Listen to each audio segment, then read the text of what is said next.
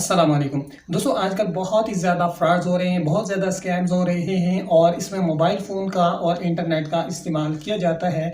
और बहुत सारे लोग जो हैं वो पढ़े लिखे, बाशऊर, समझदार, होशियार लोग भी इस तरह से क्राइम करने वालों के चंगल में फंस जाते हैं और इनको भी बेवकूफ़ बना दिया जाता है। कई दफ़ा पैसे लूट लिए जाते हैं और कई दफ़ा उनकी ज़िंदगी के साथ ऐसा खेल खेला जाता है कि पूरी ज़िंदगी वो खुद को बेकसूर साबित करने की कोशिश करते रहते हैं, लेकिन वो नहीं कर सकते क्योंकि उनके साथ इतना बड़ा स्कैम हो चुका होता है। तो इन चीज़ों से बचने के लिए आपको क्या करना होगा और कौन-कौन से वो नुमायाँ फ्रॉड्स हैं जो कि हो सकते हैं। तो मैं उन चंद चीज़ों का यहाँ पर ज़िक्र भी करूँगा और वो चीज़ें जिनको लेकर आपके साथ फ्रॉड हो सकता है। छोटी-छोटी एहतियाती तदबीरें होंगी जिनको अगर आप फ़ॉलो करेंगे तो यकीनन आप 99% इस तरह के फ्रॉड से बच सकेंगे।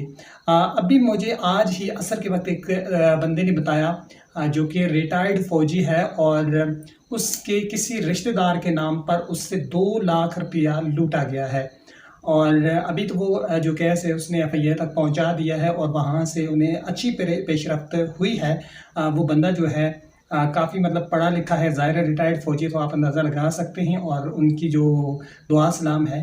लेकिन ये है कि अगर आपके साथ और मेरे जैसे बंदे के साथ हो जाए तो हमारे लिए बहुत बड़ा मसला बन सकता है। तो कौन-कौन सी वो चीज़ें हैं जिन पर आपने एहतियात करनी है, मैं इस वीडियो के अंदर आपसे हाथ जोड़ के ये कहता हूँ कि लाइक करें या ना करें, कम से कम इस वीडियो को शेयर ज़रूर करें और पूरी सुने भी ज़रूर। सबसे जो मेन चीज़ होती है उसमें आपने क्या करना होगा कि अक्सर आप जब बाहर जाते हैं मार्केट्स वगैरह में, बाज़ार में या फिर पुलों के ऊपर, अड्डों वगैरह में, तो वहाँ पर आपको मिलते हैं सिम फ़रोख्त करने वाले और वो आपको कहेंगे कि आपने सिम लेनी है। आप कहेंगे नहीं, मेरे नाम पे तो 5 पूरी हैं सिमें, चूँकि पीडीए जो है वो 5 से ज़्यादा सिमें अलॉट नहीं कर रहा।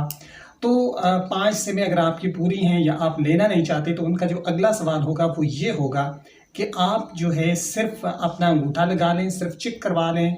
बेशक आपके नाम पे 5 हों और अगर आप चेक करवाएँगे तो इससे आपका कुछ नहीं जाएगा, लेकिन हमें 10 रुपए कमीशन मिल जाएगी। हो सकता है कि वो बंदा अपनी जगह ठीक हो, लेकिन यहाँ आपके लिए रिस्क होगा। अगर उसको इस नौकरी में कुछ नहीं बचता तो उसके ज़िम्मेदार हम नहीं हैं, लेकिन अपनी सेफ्टी के ज़िम्मेदार हम ज़रूर हैं। अगर उसको वो नौकरी नहीं करनी, बेशक ना करे, कुछ और करे, अंडे बेचे, कहवा बेचे, कोई और कारोबार करे, लेकिन वो उसका मसला है। हम क्यों रिस्क लें? ठीक है, ये आपने कभी भी नहीं करना कि आपने कहना है चलो यार इसको 10 रुपये मिल रहे हैं तो हमने अंगूठा लगा लेना, ऐसा बिल्कुल भी नहीं करना।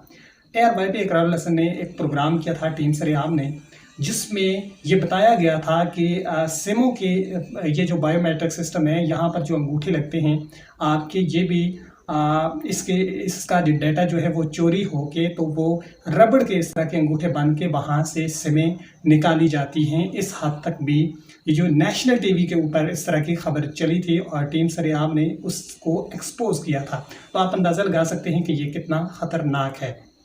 इसके अलावा आपको कुछ इस तरह से कॉल भी आ सकती है कि आपकी तरफ जो है वो बैलेंस आ गया गलत, या फिर आपकी तरफ पैसे ट्रांसफ़र हो गए गलत, या फिर कुछ और चीज़ें, या आपका इनाम वगैरह निकल आया बेनज़ीर प्रोग्राम से, एहसास प्रोग्राम से या बोल न्यूज़ शो से, एआरवाई से, ये वो इस तरह के करके आपके इनामात निकालते हैं वो, और इस तरह से भी आपको कॉल की जाती है।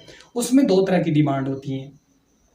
पहली चीज़ ये की जाती है कि हमारा जो है बैलेंस वो गलत तरीके से आपको ट्रांसफ़र हो गया है। अब आपने ये करना है कि एक मैसेज आपके पास आएगा, वो मैसेज आपने हमें फ़ॉरवर्ड कर देना है, या फिर उसके अंदर कोड होगा वो हमें फ़ॉरवर्ड कर देना है। तो इससे होगा क्या, आप वो मैसेज अगर उन्हें फ़ॉरवर्ड कर देंगे तो होगा ये कि वो किसी भी एप्लीकेशन का या फिर व्हाट्सएप का या किसी भी सोशल एप्लीकेशन का ओटीपी कोड होगा, जो कि आप वहाँ उन्हें देंगे तो आपके सिम पर किसी भी एप्लीकेशन का अकाउंट जनरेट हो जाएगा। जिस तरह से व्हाट्सएप का अकाउंट क्रिएट हो गया, उसका वो मिसयूज़ कर सकते हैं, वो किसी भी गैर कानूनी, किसी भी गलत तरीके से उसका इस्तेमाल कर सकते हैं। दूसरा ये कि आपकी की तरफ जो है वो बैलेंस आ गया है, आपके अकाउंट में बैलेंस आ गया। आपने क्या करना है कि हम यहाँ से जो है वो उसको दोबारा रिकवर कर रहे हैं, आपने कोड दे देना है। तो आपने अपना पिन कोड कभी भी नहीं देना, आपका सारा जो बैलेंस है वो उधर ट्रांसफ़र हो गया है। चूँकि ईज़ी पैसा हो, जैज़ कैश हो, इस तरह की जो वॉलेट्स हैं, यहाँ पर अगर किसी की तरफ गलत ट्रांज़ैक्शन हो जाए, तो चाहे वो आम सार्फ़ है या फिर शॉप वाला है, तो उसके पास ईज़ी पैसा के अंदर, जैज़ कैश के अंदर ये ऑप्शन होता है कि अगर गलत आपका जो किसी आईडी कार्ड पे ट्रांसफ़र हो गया या किसी अकाउंट में, तो आप उसको रिकवर कर सकते हैं। उसी मोबाइल से कर सकते हैं, उसी सिम से कर सकते हैं। तो दूसरे बंदे को कहने की ये ज़रूरत नहीं पड़ती। ये सहूलत दी गई है। तो ये तमाम तर जो हैं वो फ्रॉड्स होते हैं, इनसे बचने की अशद ज़रूरत है। और स्पेशली जो ख़वातीन और फिर जो बुज़ुर्ग हज़रात हैं, वो इन इन इस तरह की चीज़ों में वो आ जाते हैं, और अक्सर जो है वो हमने देखा है कि बाशऊर लोग भी आ ही जाते हैं। चूँकि बहुत सारे लोग जो हैं वो एतबार बहुत जल्दी कर जाते हैं, लेकिन आज के दौर में एतबार करना बिल्कुल खुदकशी के मुतरादिफ है। इसके अलावा आप अगर कोई भी थर्ड पार्टी एप्लीकेशन इस्तेमाल करते हैं, जैसा से व्हाट्सएप के अंदर व्हाट्सएप की ऑफिशियल 2 एप्लीकेशन हैं, व्हाट्सएप की एक ऑफिशियल आ गई, दूसरी उसका बिज़नेस अकाउंट आ गया। इसके अलावा अगर आप कोई जिस तरह से जीबी व्हाट्सएप है या कोई और है, जीबी वालों ने बहुत ज़्यादा फंक्शन दिए हैं अपने उस व्हाट्सएप की एप्लीकेशन के अंदर, लेकिन आज तक ये पता नहीं है कि व्हाट्सएप जीबी का जो है वो ओनर कौन है, कौन इसको जो है वो चला रहा है। तो वो आपका तमाम तर जो डेटा है, इनकी तमाम तर जो है आपकी मोबाइल के माइक तक, आपके कैमरे तक, आपकी गैलरी तक, हर चीज़ तक इनकी एक्सेस होती है, और वो आपका डेटा जो है वो चुरा सकते हैं। व्हाट्सएप की जो ऑफिशियल एप्लीकेशन है, सिर्फ आप उसको इस्तेमाल करें। और अभी तो व्हाट्सएप ने बाकायदा तौर पर वो वार्निंग भी दे दी है कि जो लोग व्हाट्सएप की कोई भी थर्ड पार्टी एप्लीकेशन इस्तेमाल करते हैं, तो आइंदा उस नंबर पर, व्हाट्सएप के ऑफिशियल एप्लीकेशन पर उनका अकाउंट नहीं बन सकेगा। तो ये आपको बहुत ज़बरदस्त नोटिस भी दिया गया है, इस पे आपने अमल भी करना है, क्योंकि ये आपके फ़ायदे के लिए है। तो कोई भी थर्ड पार्टी एप्लीकेशन अगर आप इस्तेमाल करते हैं किसी भी काम के लिए, तो फिर आपने चंद चीज़ों का बहुत ज़्यादा ख्याल रखना है। सबसे पहली चीज़, फैमिली तस्वीरें आपने अपने मोबाइल फ़ोन के अंदर नहीं रखनी। जिस फ़ोन पर आप थर्ड पार्टी एप्लीकेशन इस्तेमाल करते हैं, वहाँ भूल कर भी फैमिली की पिक्चर्स नहीं रखनी। अपने किसी भी पर्सनल लम्हात के लिए जो आप लोगों को नहीं दिखाना चाहते, वो चीज़ें फ़ोन के अंदर आपने नहीं रखनी। और आपकी तमाम तर फ़ोन की सरगर्मियाँ जो हैं, आपकी स्क्रीन, आपकी लोकेशन, आपकी जो है माइक्रोफ़ोन की तक एक्सेस उनकी होती है। इसके अलावा जो आपका कैमरा वगैरह, ये तमाम तर चीज़ें जो हैं उन तक उनकी एक्सेस होती है, और जिसकी वजह से आप नुकसान उठा सकते हैं। आप अगर फिर भी इस्तेमाल कर रहे हैं, तो इन चीज़ों के साथ-साथ जो है आप मोबाइल के ऊपर एक ऐसा कवर चढ़ा के रखें, जहाँ से आप फ्रंट और बैक दोनों कैमरों के ऊपर कम से कम कुछ ना कुछ चीज़ देकर, चाहे कार्ड दें, कोई कागज़ रखें, देखने ऐसा हो कि कैमरा अगर वो ऑन करके देखते भी हैं, तो आप नज़र ना आए। बाकी माइक को तो आप नहीं कंट्रोल कर सकते, चूँकि वो तो बंद नहीं होगा।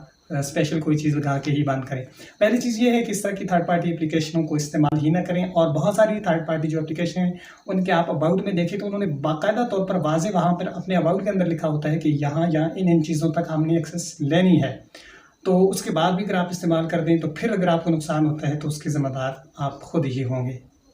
इसके अलावा अगर आपकी तस्वीरों को लेकर सोशल मीडिया से तस्वीरें कोई उठाकर उस पर कर देता है, कोई फेक अकाउंट बना देता है, या फिर आपके नाम पर कुछ गलत चीज़ें शेयर करता है, या फिर आपके नाम के फेक अकाउंट पर वो उसका मिसयूज़ कर रहा है, तो फ़ौरी तौर पर आपने उसको रिपोर्ट करने से पहले उसके स्क्रीनशॉट लेने हैं, उसका लिंक उठाना है, पहले देखना है कि अगर वो उसका नंबर वगैरह अगर मिल जाता है, तो वो भी आप निकाल लें। नहीं तो ये चीज़ें जो हैं वो आप साइबर क्राइम में रिपोर्ट करें, एफआईआर में जाकर रिपोर्ट करें, तो वो फिर पूरा जो है वो उसका डेटा निकालेंगे कि ये वाला जो फेक अकाउंट है, ये किस फ़ोन के अंदर है। चूँकि फ़ोन का जो IMEI नंबर होता है, तो उसके ज़रिए जो है वो उस अकाउंट को ट्रेस करेंगे, और उस फ़ोन के अंदर कौन सी सिम डली हुई है। तो ये एफआईआर के लिए कोई भी मुश्किल नहीं है, तो वो इस प्रोसेस को मुकम्मल करेंगे। और अगर आप भी किसी दूसरे के साथ इस तरह कर रहे हैं, तो आपको भी एहतियात करनी चाहिए, वरना आप भी पकड़े जा सकते हैं। और आज के दौर में कुछ भी मुश्किल नहीं है।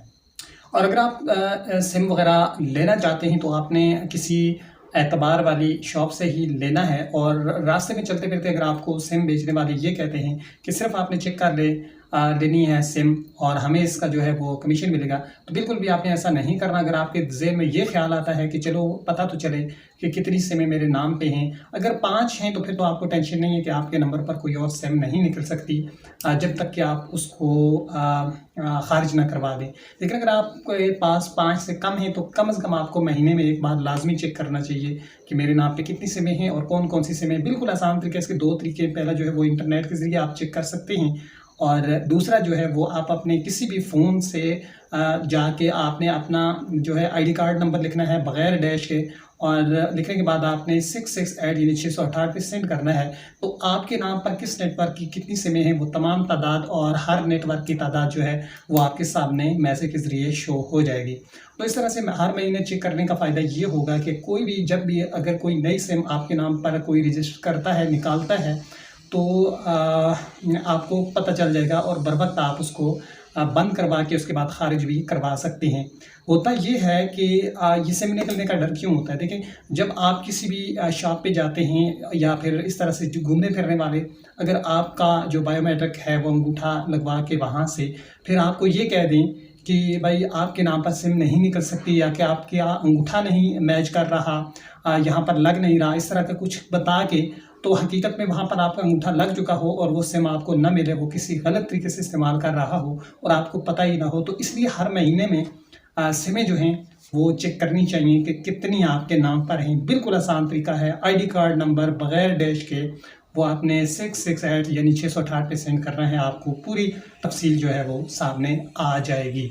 इसके अलावा किसी भी रिश्तेदार का फ़ोन आपको आता है या रिश्तेदार से रिलेटेड फ़ोन आता है कि फ़लाँ शख़्स जो है मुसीबत में है, अभी इतने पैसे चाहिए, चाहे मैसेज के ज़रिए आए, व्हाट्सएप पे आए या फिर कॉल के ज़रिए आए, तो आपने उनके घर से जाके वेरिफ़िकेशन करनी है, अच्छे तरीके से वेरिफ़िकेशन करनी है, वरना बहुत बड़ा बवाल आपके साथ हो सकता है, आप लूटे जा सकते हैं। जिस शख़्स का मैंने पहले ज़िक्र किया था उसके कज़न का नाम इस्तेमाल हुआ था, जिसकी वजह से 2 लाख का उससे नुकसान हुआ है। तो ये जो हैं एहतियाती तदबीरें आपने लाज़मी अपनानी हैं और अगर आपके नाम पे इस तरह से कोई सिमें जो हैं जो आप इस्तेमाल नहीं करते, जिनका आपको नहीं पता है, तो फ़ौरी आप जिस नेटवर्क की सिम है तो उसकी हेल्पलाइन पे आपने कॉल करनी है। वो आपसे आपका आईडी कार्ड पूछेंगे तो और वजह पूछेंगे तो वो आपने बता देनी है। आपने जो है अपना असल नाम वगैरह वो पूछेंगे, हो सकता है वालदा का नाम पूछेंगे वो और डिटेल पूछेंगे। उसके बाद उन्होंने सिम को आर्ज़ी तौर पर ब्लॉक कर देना है। उसके बाद आपने जाना होगा हेड ऑफ़िस या फिर पीडीए के ऑफ़िस में, वहाँ से उस सिम को आप बिल्कुल ही ख़ारिज करवा सकते हैं। और अगर आपको ये शुबा हो कि हो सकता है ये सिम मेरे नाम पे गलत इस्तेमाल हुई हो किसी जगह में, तो फिर आपने क्या करना है कि वो पूरी तफसील जो है उसकी एफ़आईआर भी कटवा देनी है। चाहे वो आप एफ़आईआर में जाएँ या फिर वैसे किसी भी थाने में जाएँ कि भाई इस सिम का मुझे नहीं पता था, मेरे नाम पे ये किसी ने निकाली। और अगर आप एफ़आईआर में जाते हैं तो वो उसका डेटा निकाल सकते हैं कि ये सिम जो है वो कब और किस फ़ोन में कहाँ का इस्तेमाल होती रही है, तो ये तमाम तर चीज़ें वो निकाल सकते हैं। तो ये जो वीडियो बनाने का मकसद था आप तक अवेयरनेस पहुंचाने का, ताकि इस तरह से आप भी इस तरह के फ्रॉडियों से बच सकें। और सबसे ज़्यादा जो आजकल वो आ रहे हैं फ़ोन, इससे आपकी ओटीपी मांगी जाती है और इसके अलावा जो है दुकानदारों वगैरह को जाकर वो इजी पैसा वालों के साथ जो है कहा जाता है कि आपका इनाम वगैरह निकला है, आप इजी पैसा वालों के पास जाएं और आपने जाकर वहाँ किसी को उस बंदे को ये नहीं बताना कि आपके पैसे आए हुए हैं। कहा यह जाता है कि आपने उसको ये नहीं बताना कि आपकी का इनाम निकला हुआ है या कि आप कितने पैसे आए हुए हैं, क्योंकि उसमें से वो पैसे काट लेगा।